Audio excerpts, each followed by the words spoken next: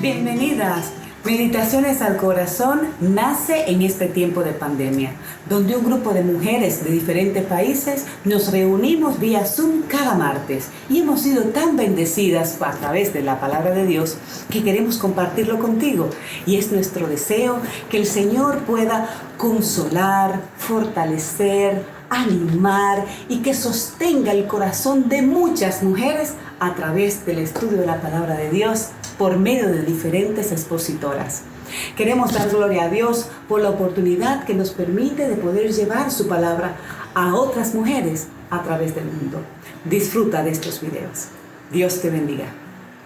Muchas gracias, tocaya linda. Y a todas las demás, un placer de verlas, especialmente ver a las chilenas que conocí la vez anterior, como Paulina y otra hermana por ahí que me saludó también. Muchas gracias por invitarme nuevamente para estar con ustedes. Realmente es un privilegio para mí compartir la palabra del Señor. Siempre es un privilegio compartir la palabra del Señor, y con este grupo que ha sido tan perseverante. Cuando he escuchado la historia de ustedes, y sí me daba cuenta que ya van a cumplir un año, ¿verdad? Desde que se están reuniendo. ¡Qué bendición! Y se reunieron, se empezaron a juntar por las razones difíciles por las que estaban pasando, algunas en esos días, y para apoyarse en oración. Realmente cuán importante es nunca dejar de lado el valor que tiene la oración, el valor que tiene el estar en contacto con nuestro Señor y la responsabilidad que tenemos como hijas de Él, de compartir con otros también. Me alegro tanto de ver que ustedes han ido aumentando, invitan a sus amigas y el grupo crece para permanecer en oración. Qué privilegio debe sentir cada una de ustedes que ve que su amiga de otro país, incluso quizá, se ha unido al grupo. No se ven físicamente, pero se ven en la pantalla. ¡Qué bendición! El Señor trabaja de manera misteriosa, es como un dicho eso, pero en realidad es un misterio. Entender cómo el Señor trabaja para bendecirnos de maneras tan hermosas. Así que una vez más, muchas gracias por invitarme para participar con ustedes. Y es cierto, vengo saliendo del COVID, me dio fuerte. De hecho, había pensado que iba a estar con ustedes el 15 de enero, pero no pude. 2 días antes le dije a Raquel que me daba mucha vergüenza, pero realmente no tenía fuerzas para hablar. Pero ahora sí, ya gracias a Dios, Señor me ha fortalecido. Me imagino que hay varias de ustedes que han pasado por esto y saben que la recuperación es bien lenta. Todavía no estoy completamente recuperada, pero sí, ya me siento bastante mejor y con muchos deseos de compartir la palabra del Señor y empezar otra vez a compartir como lo he hecho en otras ocasiones. Así que muchas gracias por la invitación esta tarde. Me bendicen a mí y ha sido mi oración de que mis palabras sean de bendición para ustedes también durante esta tarde. El mensaje que quiero compartir está en el libro de Lucas capítulo 7, de los versículos 11 al 15. Si tiene su Biblia, le pediría que la abriera y la tuviera abierta, porque a mí me gusta mirar el texto y caminar juntas, imaginarnos que vamos juntas en este texto. Lucas capítulo 7, en el Nuevo Testamento, desde los versículos 11 al 15. Y titulamos este mensaje La fe en contrastes. La fe expresada en los distintos contrastes que la palabra del Señor nos muestra en este pasaje. Este es un pasaje conocido realmente, es un pasaje que no, yo creo que para nosotras como mujeres especialmente no es extraño a nuestra experiencia espiritual. Lo conocemos, lo hemos estudiado, lo hemos visto, y la gran maravilla de la palabra de Dios es que aunque conozcamos los versículos de memoria, cada vez que lo volvemos a mirar, tiene algo nuevo para nosotros, porque la palabra de Dios es vida y está viva y nos bendice de maneras distintas incluso, aún con las mismas palabras. Es otro de los misterios de la palabra de Dios y de la vida de Dios. Entonces, quiero compartir este pasaje que, como digo, es una historia conocida, creo que es conocida para todas ustedes. Lo interesante sí es que está una sola vez en las Escrituras. Muchas de las historias bíblicas, de los encuentros con Jesús, se repiten en los distintos evangelios, pero esta está solamente en el libro de Lucas. Voy a leerlo y luego lo vamos a comentar juntas. Dice así: aconteció después que él iba a la ciudad que se llama Naín, e iban con él muchos de sus discípulos y una gran multitud. Cuando llegó cerca de la puerta de la ciudad, he aquí que llevaban a enterrar a un difunto, hijo único de su madre, la cual era viuda. Y había con ella mucha gente de la ciudad. Y cuando el Señor la vio, se compadeció de ella y le dijo: no llores. Y acercándose, tocó el féretro, y los que lo llevaban se detuvieron. Y dijo: joven, a ti te digo, levántate. Entonces se incorporó el que había muerto y comenzó a hablar, y lo dio a su madre. Que el Señor bendiga esta palabra para nosotros esta tarde. Como decía, es una historia muy de la vida real, es una historia simple. Jesús va caminando, va mucha gente con él, viene la gente a enterrar a un muchacho que había muerto, su madre viuda estaba sufriendo mucho. Jesús, ejerciendo el poder de ser el Hijo de Dios, resucita al muchacho y la vida sigue. Realmente pareciera simple porque es una muestra del poder y de la gracia de Dios. Pero en realidad las expresiones que tiene este pasaje nos muestran muchas verdades bíblicas que son importantes para nosotros destacar. Y quisiera que las miráramos esta tarde. Primero, el primer personaje que aparece en la historia es Jesús mismo, porque dice: aconteció después que él, Jesús, que en los primeros versículos del capítulo 7 había sanado al siervo de un centurión. La cita está en Lucas capítulo 7, del versículo 11 al 15. Jesús, este personaje, él, que lo resalta, iba camino a la ciudad que se llama Naín. Es interesante esa parte. Naín era una villa de agricultores. Era una villa de agricultores que vivían alrededor del pueblo, en el valle, pero que subían a la ciudad de Naín. La ciudad de Naín quedaba más o menos a 13 kilómetros de Capernaum, donde Jesús en los versículos anteriores había sanado al siervo del centurión. Entonces, como ustedes se imaginarán, por supuesto, para poder llegar de una ciudad a otra había que caminar. No es como ahora, que nosotros vamos en auto o vamos en el camión, qué sé yo, en la micro, diríamos en Chile, sino que se iba caminando. Así que 13 kilómetros tenían que caminar desde Capernaum hasta Naín. Lo interesante es que estos 13 kilómetros no estaban en plano, no estaban en un valle, sino que subían a la cima de la montaña donde se encontraba el pueblito de Naín. Entonces, quiero que tengan presente esa figura. Y me parece interesante que Lucas, el escritor sagrado, hace esa descripción tan clara al decir: de Capernaum a Naín se fueron a la ciudad que se llama Naín, este lugar de agricultores, de personas que se dedicaban principalmente a la agricultura, que iban a dormir muchas veces ahí porque trabajaban abajo en el valle del cerro.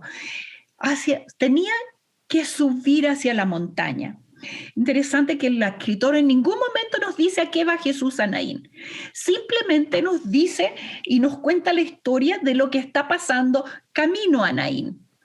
Mire, otra cosa que me parece tan interesante es la descripción que hace Lucas de la gente que iba con Jesús.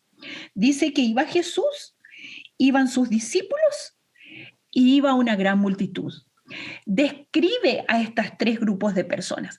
Hace una distinción, hace un contraste entre Jesús, el Hijo de Dios, el gran yo soy, el que está con nosotros, el que a través del Espíritu Santo trae paz y consuelo, tranquilidad, esperanza a nuestra vida. Pero junto con Jesús, subiendo a esta montaña, iban sus discípulos y una gran multitud. El escritor podría haber dicho, junto con Jesús iba mucha gente, junto con Jesús iba una gran multitud. No, pero hace la distinción. Como en otros momentos y en otros encuentros de Jesús con mucha gente, también hace esa distinción entre los discípulos y la mucha más gente. Los discípulos no son los 12 apóstoles, los discípulos son estas personas que habiendo escuchado el mensaje de Jesús, son estas personas que habiendo entendido el mensaje de Jesús, lo hacen propias y sus vidas cambian. En algunos momentos la Biblia nos dice que fueron 70, porque fueron los 70 los que se fueron a evangelizar en algún momento. Pero en el momento en que Jesús resucita y asciende a los cielos, los discípulos que se quedan son solo 120. Solo 120 las personas comprometidas con Jesús, que su vida y su estilo de vida había cambiado. Esto es bien interesante. Me parece tan interesante que Lucas haga esta distinción, porque aún se aplica en nuestros tiempos modernos, en nuestros tiempos actuales, en nuestra vida de iglesia, en nuestra vida de ministerio.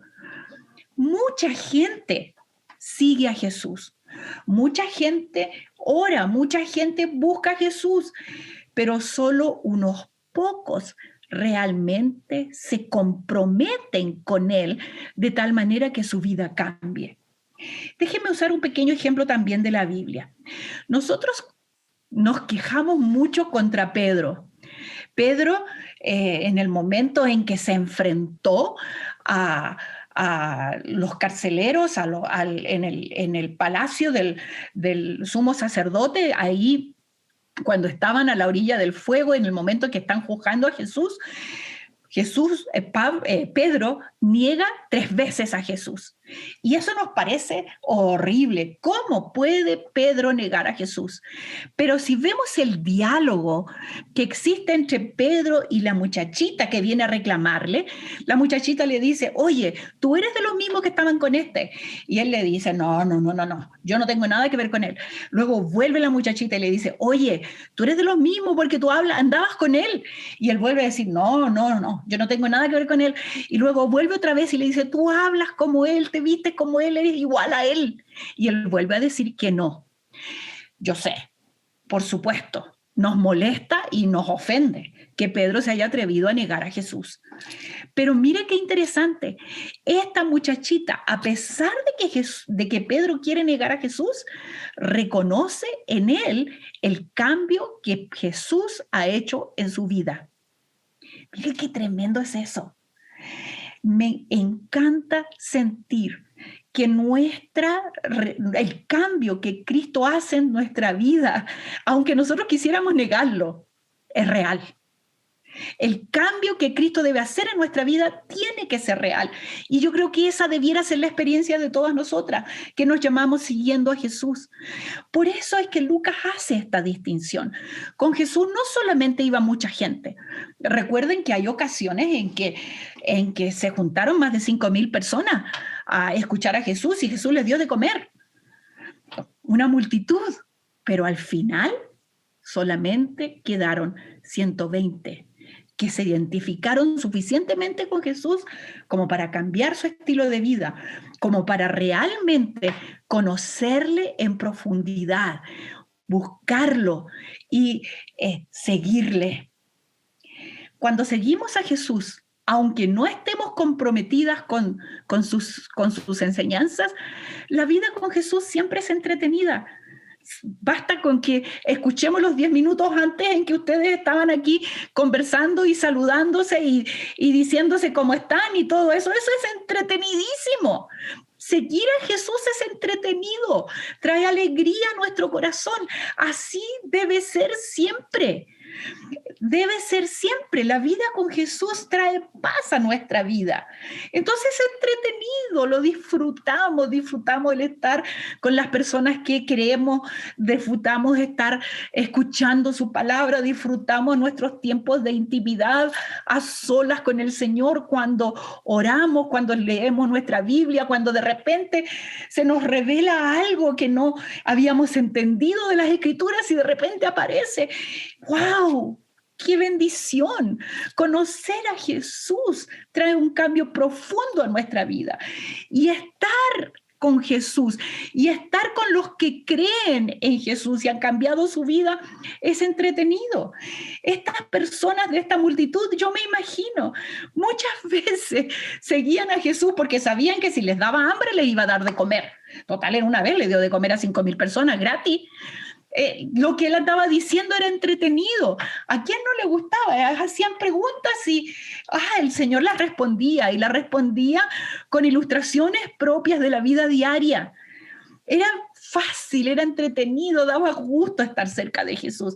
Cerca de Jesús la gente iba cantando. Recuerden que un poquito después Jesús entra en Jerusalén, y cuando entra en Jerusalén la gente decía Hosana, aleluya, y cantaban espontáneamente como hacemos nosotros en nuestras congregaciones. La vida con Jesús realmente debe traer a nuestro corazón alegría y gozo. Y eso es lo que esa gente buscaba. Buscaba paz, buscaba entretenimiento, buscaba estar con las personas que le caían bien, buscaba estar en este ambiente que le daba gusto y gozo a su vida. Así que seguían a Jesús sin mayor problema. Seguían a Jesús aún sin identificarse con Jesús. Esto sigue siendo muy real y es el contraste grande de nuestra vida espiritual en el tiempo de hoy incluso. A veces tenemos nuestros cultos, y no quiero que me malinterpreten cuando digo esto, pero a veces los cultos en las iglesias se transforman en un verdadero show, y no quiero que me malinterpreten y no quiero decir algo malo, pero a veces nos preocupamos tanto del sonido, de las luces, de los colores, que la ropa combine, que todo sea tan perfecto y que la gente que venga se sienta entretenida, pero que no se comprometa con la palabra del Señor. A veces queremos preparar cosas y programas y nos preocupamos tanto por prepararnos y nos olvidamos del Señor del programa, nos olvidamos del Señor del culto, de la razón del culto y de la adoración al Señor. Y yo creo que eso pasa mucho. Y en este tiempo de pandemia que nosotros hemos experimentado todos en todo el mundo, hayan habido circunstancias y momentos en que la iglesia, nosotras que somos la iglesia, tenemos que unirnos para servir a otros, para acompañarles en oración, para darles comida, para darles alimento. La crisis de inmigración que ha aumentado tanto en todo el mundo y especialmente en nuestros países latinoamericanos, hace que la iglesia en general, no importa de cualquier grupo, sino que la iglesia tenga que estar dispuesta a abrirse para atender a las necesidades de los demás. Atender sin esperar que la gente venga al templo, sino que simplemente amar, entregando lo que necesitan. Ese era el grupo que seguía a Jesús. Este grupo que seguía a Jesús sin esperar que se comprometieran con él, sino que simplemente Jesús les iba a dar comida, Jesús iba a tener un entretenimiento, Jesús iba a hacer algo que les sirviera, y ahí estaba en eso. Muchos siguen a Jesús, aún en el día de hoy, solamente porque necesitan trabajo, porque necesitan que se les respondan sus oraciones. Una de mis oraciones fuertes es que cuando esto se acabe, la gente que ha buscado a Dios lo siga buscando. Porque creo que mucha gente ha buscado a Dios por sus tremendas necesidades, pero cuando esto acabe ya no van a tener esas necesidades. Qué triste será que se olviden de Dios. Una de mis experiencias de peregrinaje espiritual hermosas fue visitar Rumania unos 5 o 6 años después de la caída del muro de Berlín. Y me reuní con muchas mujeres en varios lugares y me decían que mientras estaban bajo la dictadura comunista, mientras existía el muro de Berlín y ellas no podían hacer nada, las iglesias y las casas se llenaban de gente. Mucha gente oraba, mucha gente buscaba de que se cayera el régimen de tal manera de que ellos tuvieran libertad para la adoración. Y cuando el Señor contestó a sus oraciones, poco a poco la asistencia a las iglesias empezó a disminuir, la gente se empezó a alejar de Dios y empezaron realmente a actuar como personas que no conocían a Dios. ¿Por qué? Porque el compromiso no es real con el Señor. Por eso es que Lucas tiene que hacer este contraste. Este contraste primero en el versículo 11, este contraste en que mucha gente sigue a Jesús entretenido, satisfaciendo sus necesidades, sintiéndose contento, pero solo un pequeño grupo se compromete fielmente con Él. El otro grupo, más grande, la multitud, simplemente está ahí por lo que pueda recibir, pero no con un compromiso real, genuino, auténtico, de cambio de vida con Jesús. Es interesante. Pero a pesar de todo eso, sigue esta multitud subiendo hacia arriba el cerro. Volvemos desde Naín a Capernaum, caminando estos 13 kilómetros, subiendo el cerro. Esta multitud descrita como Jesús, los discípulos y mucha gente más.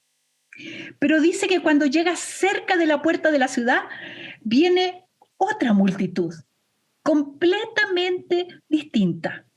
La multitud que sigue a Jesús cantando, disfrutando, sintiendo sus necesidades satisfechas, va feliz hacia arriba. Pero en sentido contrario, hacia abajo, viene una multitud muy distinta. Y aquí encontramos otro de los grandes contrastes. Cuando llegó cerca de la puerta de la ciudad, que llevaban a enterrar a un difunto, hijo único de su madre, la cual era viuda. Y había con ella mucha gente de la ciudad. ¿Se ve esta otra multitud?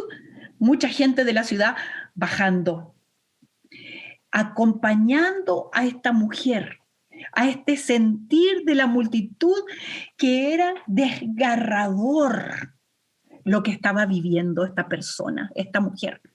Era desgarrador. Ella era viuda, había experimentado el perder al hombre que amaba, perder al hombre con el que ella había proyectado el resto de su vida. Yo lo he experimentado en mi propia vida. La viudez es una experiencia muy difícil.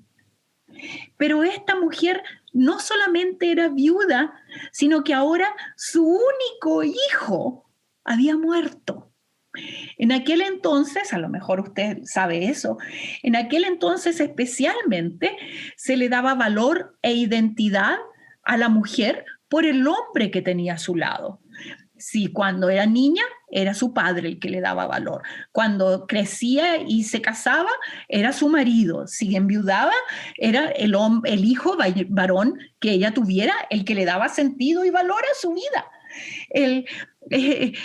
Incluso los fariseos, cuando oraban en el templo, decían: Señor, te doy gracias porque no soy esclavo, porque no soy un cerdo y porque no soy mujer. La mujer era muy despreciada, era solamente aceptada por la persona varón, por el varón que tenía a su lado. Así que aquí tenemos a esta mujer que tuvo valor porque primero con su padre, luego se casó, pero quedó su hijo y ahora hasta pierde a su hijo. La situación de ella es desgarradora para ella. Y estas dos multitudes, la multitud que sube contenta, sintiendo sus necesidades satisfechas, disfrutando la vida, sabiendo que el que les está hablando los va a entretener por lo menos, aunque no tengan que tener un compromiso real. En sentido contrario, viene esta otra multitud acompañando a esta persona llorando amargamente. Ahora, no, me imagino que ustedes alguna vez han visto en las noticias las costumbres en Palestina, en el Medio Oriente, en los funerales. Lo vemos muchas veces, o lo han visto en las películas, pero incluso se contratan a personas en todos los funerales para orar, para llorar. Cuando yo crecía en el sur de Chile, en el campo, se contrataban a lo que se llamaba las lloronas, que mujeres vestidas de negro que venían a llorar en los funerales. Eso hace mucho tiempo atrás, pero en ese tiempo y aún en el día de hoy en el Medio Oriente se usa eso. Toda la gente va llorando, gritando, se vestían de ceniza, se cubrían la cabeza con cenizas para no mostrar ninguna cosa alegre. Y cuando se iba a enterrar a alguien, todos en el funeral iban sufriendo, gritando, llorando, demostrando que acompañaban a la persona que realmente estaba sufriendo, la acompañaban en su dolor y se identificaban con su dolor. Entonces aquí vemos este contraste fuerte entre la multitud que sube con Jesús y la multitud que baja. Es el contraste entre la vida y la muerte. Jesús dijo, yo soy la vida. Y el que cree en mí, aunque esté muerto, vivirá. Esta multitud con Cristo y esta otra multitud que baja, sin esperanza, sin consuelo, sin sentido de vida, sin entender lo que está sufriendo. Yo creo que todas nosotras durante este año, sin excepción, las 200 y tantas personas que hay aquí reunidas esta tarde, hemos conocido a más de una persona que ha fallecido durante este año y nos hemos enfrentado a la muerte.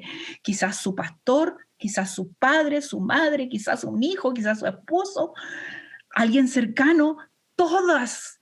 La muerte no ha estado ajena para nuestro mundo durante este año.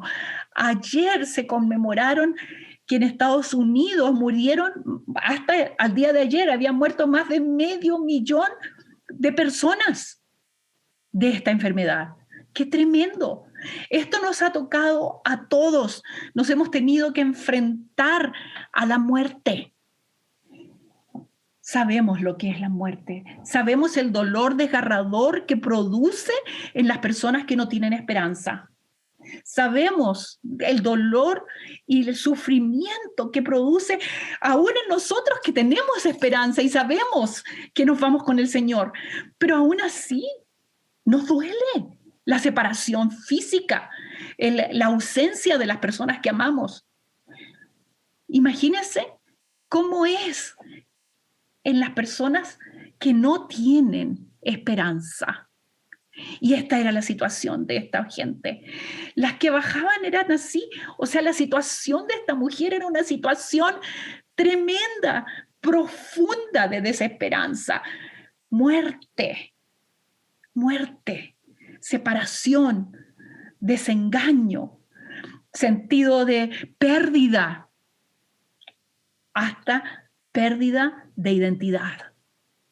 Esta mujer no solamente basaba el sentido de que su hijo proveía para sus necesidades, trabajaba seguramente y la ayudaba para que ella pudiera comer y vestirse, pero además era su sentido de identidad. Soy la mamá de...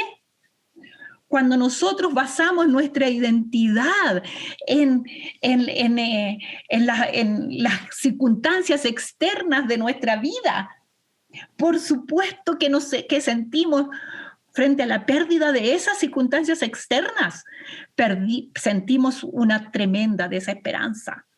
Cuando nuestra identidad está basada en lo que hacemos, en nuestro esposo, en nuestros hijos, frente a la pérdida de cualquiera de esas cosas, sentimos desesperanza y sufrimiento profundo.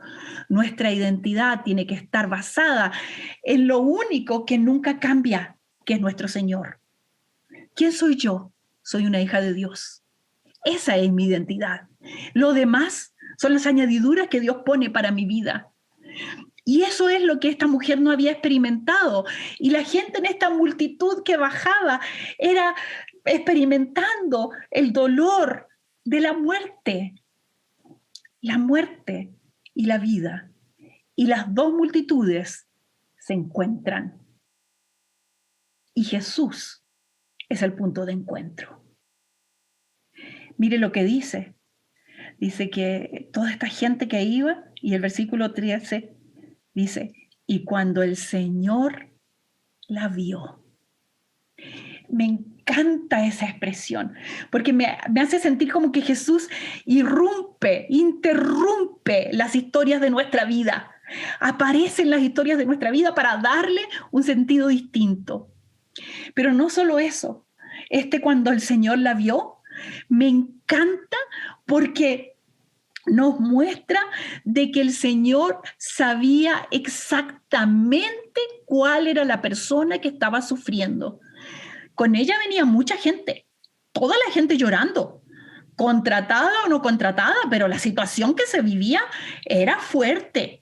Así que había mucha gente llorando, mucha gente con ceniza cubriéndole la cabeza, mucha gente seguramente vestida de oscuro, de silicio y todo eso para acompañar a esta mujer en esta situación tan desesperante.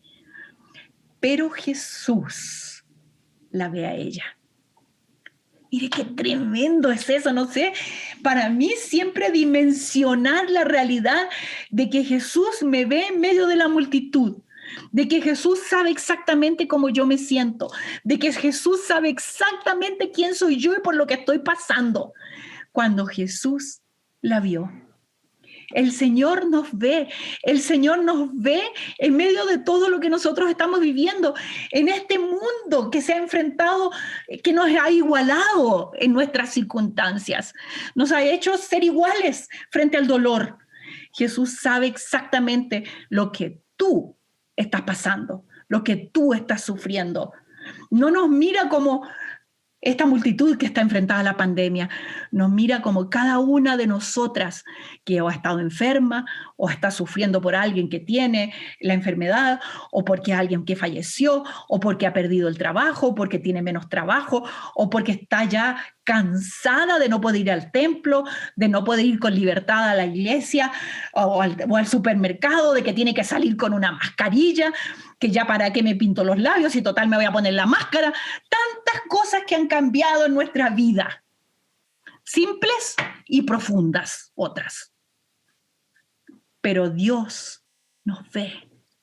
Dios ve lo que estamos viviendo, lo que estamos sintiendo, lo que estamos sufriendo.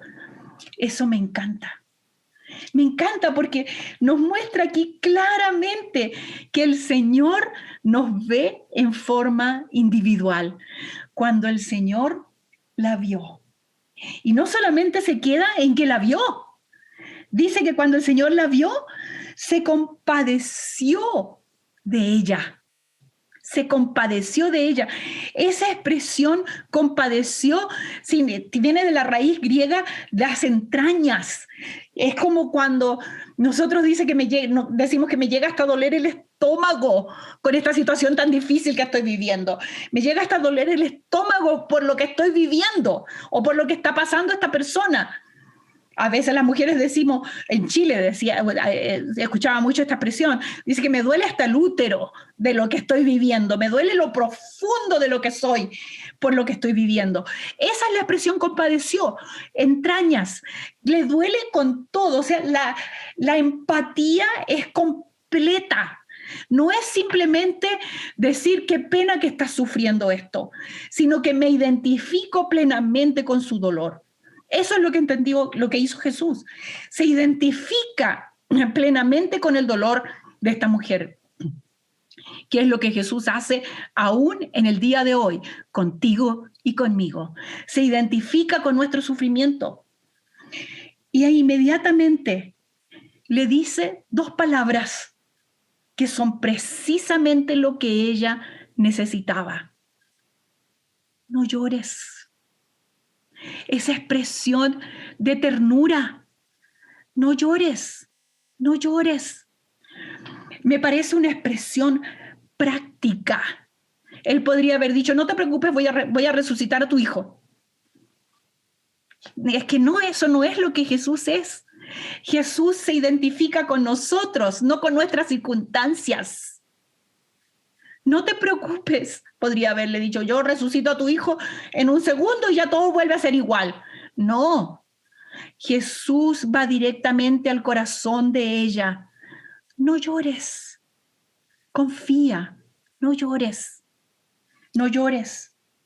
Y luego Jesús hace algo que me parece tan hermoso y tan especial como ejemplo y testimonio para nosotros.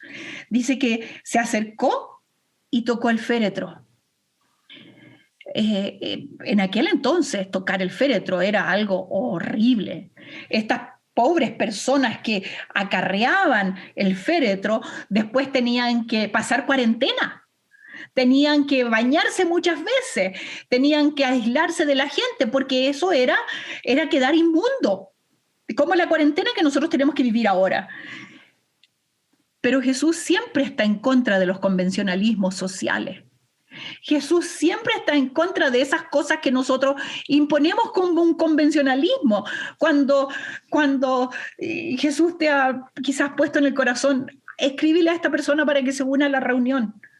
Escribe o háblale a esta persona que va contigo sentada en el camión al lado, o comparte de Cristo, o muestra, actúa con justicia en esta situación, escucha con atención lo que te están diciendo.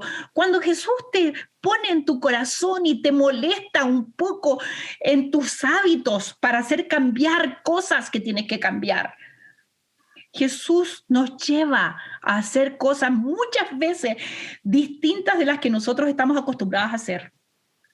Jesús tocó el féretro, algo que para ellos era horrible. ¿Cómo? Nosotros estamos con Jesús y vamos subiendo a Naín. Seguramente habrán pensado los que no eran discípulos de Jesús, oye, aquí voy con Jesús, ahora no va a poder tocar eso, el pan, para darnos el pan a nosotros, para comer esta noche, porque él va a tener que pasar la cuarentena ahora. No, Jesús no le importa nada de eso. Jesús lo que le importa es bendecir a esta mujer que está sufriendo. Y se acerca al féretro. Tocó más encima el féretro. Esta sensación de compasión con la persona que está sufriendo profundamente.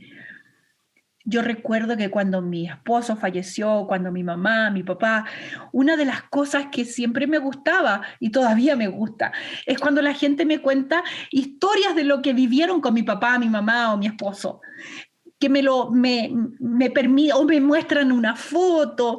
Ahora con esto del Facebook y lo electrónico, recibo muchas veces fotos que alguien se tomó con mi esposo, con mi mamá, etc. Y eso me encanta. Lo asimilo un poco a esto, este sentido de ternura de Jesús, de tocar el féretro. Esta mujer que estaba ahí sufriendo y que sentía que nadie la consideraba, o sea, su vida se estaba acabando, pero Jesús toca a su hijo que había muerto. Y vuelve a hacer algo súper, súper ridículo, diría yo. Perdónenme por usar esa expresión al referirme a lo que Jesús hace, pero le habla al muerto y le dice, joven, a ti te digo, levántate. ¿Dónde se ha visto eso? Darle una orden a un muerto. Pero Jesús tiene todo el poder sobre la vida y la muerte. Y le dice al joven, joven, a ti te digo, levántate. Y dice, se incorporó el que había muerto y comenzó a hablar. Lucas, el que escribe este libro, es médico. Era médico en aquel entonces, un médico de profesión. Él sabe muy bien cuando una persona está muerta y cuando una persona está viva, por su profesión de médico. Y entonces Lucas hace muy claramente ahí, Dice, se incorporó el que había muerto. Lo dice el médico, no lo dicen las personas que pensaban que él se había muerto, lo dice un médico. Se incorporó el que había muerto y dice que hace algo propio de los vivos. Comenzó a hablar. Propio de los vivos. Los muertos no hablan. Él dice que comenzó a hablar. Me gusta eso. No deja lugar a dudas de el milagro que ha sucedido. Y el joven dice, no nos dice qué dijo el joven. Me encantaría que hubiera dicho, y el joven dijo, hay vida en Jesús, o Jesús es la resurrección y la vida, o alguna de estas expresiones pero no, es que eso no tiene nada que ver.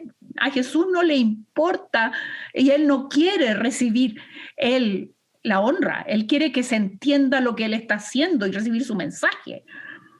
Pero no que se hable de las cosas que él hace, sino que del mensaje que él entrega.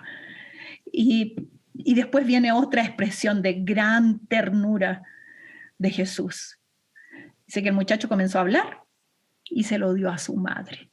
¡Qué ternura más grande! Podría haberse quedado Jesús tranquilos. El muchacho resucitó, sigamos. Pero no. Se lo entrega a esta mujer que realmente estaba sufriendo. Eso me hace pensar en cuando nosotros oramos por nuestros hijos, por nuestros nietos, cuando oramos por una situación especial relacionada con nuestros amigos, cuando oramos pidiéndole al Señor que ponga paz en nuestro corazón, que nos ayude a saber cómo solucionar este problema, esta situación difícil en la que me encuentro, que me ayude a encontrar trabajo, que me ayude a encontrar una solución a las dificultades.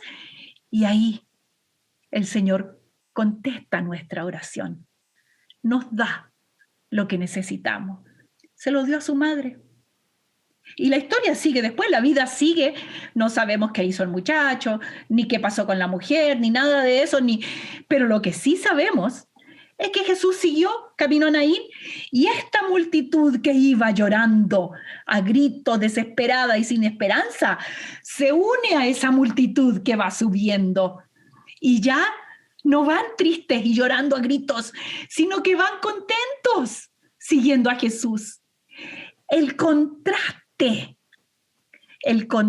una vez más entre que produce la fe en nosotros. Este pasaje nos hace y nos llama a cada una de nosotras a identificarnos con alguno de estos personajes. ¿Cuál de estos personajes de la Escritura, con cuál te identificas? ¿Con los discípulos? Ojalá que sí.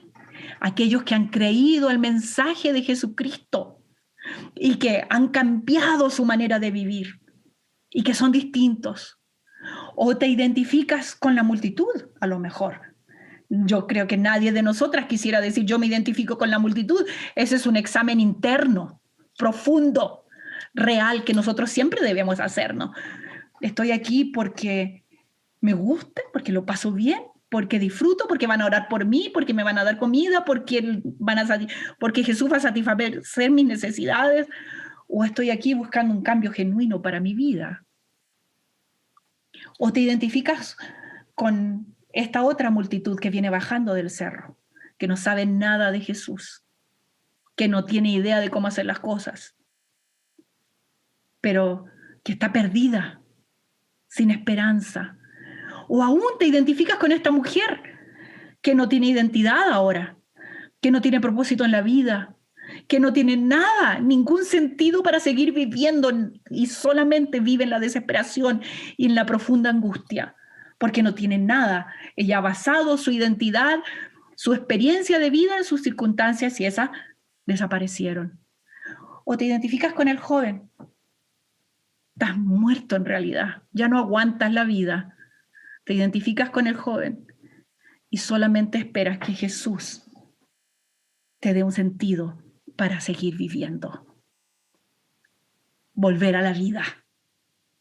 Volver a la vida. Lo que sí yo creo es que a todos el Señor Jesús nos está diciendo, A ti te digo, levántate, porque siempre hay algo más por hacer. Siempre, hasta el último día de nuestra vida aquí en la tierra, siempre habrá algo más por hacer.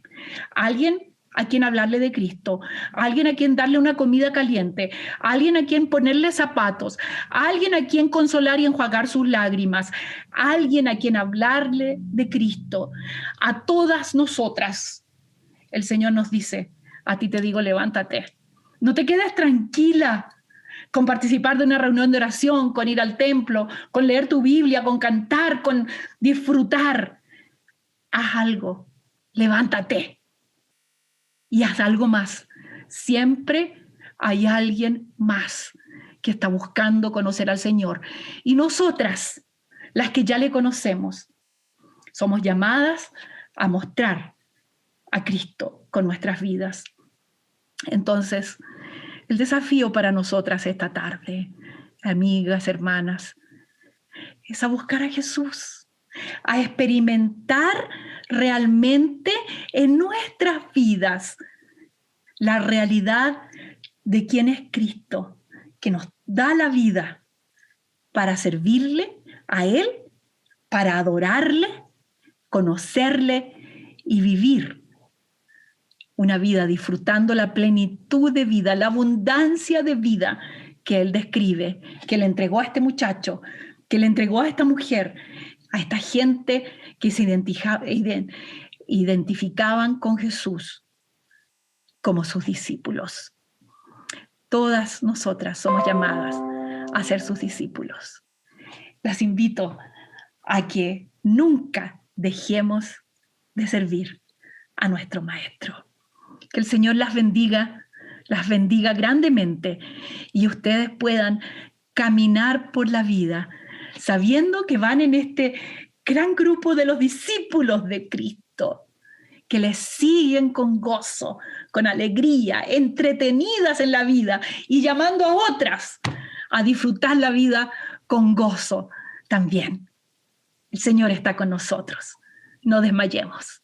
Gloria a su nombre. Amén.